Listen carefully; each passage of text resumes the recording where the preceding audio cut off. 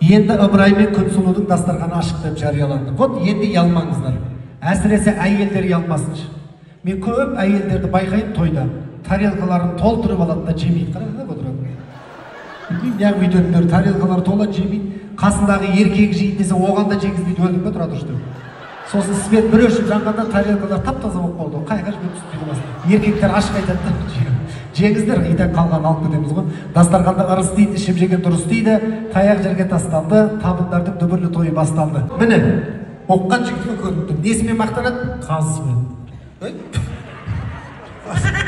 Дұрыс.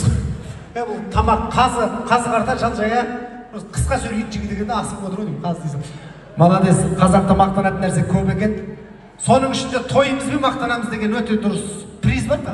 Алыстым, жайнаған көлдей қорымым сен, жағада тұрдың сен, жаз еді,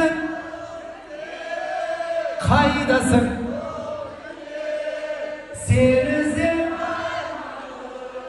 сыр бойын, балауса қыз едің бір кезде, шашын ақпан тек байлаған, есейіп кетіпсің бұл күнде, көркіңе көз тастап ойланам.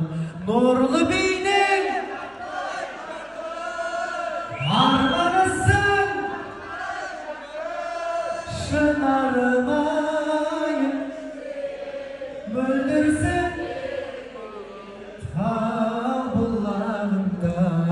Шет жүрсем сағынарым, сағынсам жабығамын, анашым өзімді ойлап жабығамын.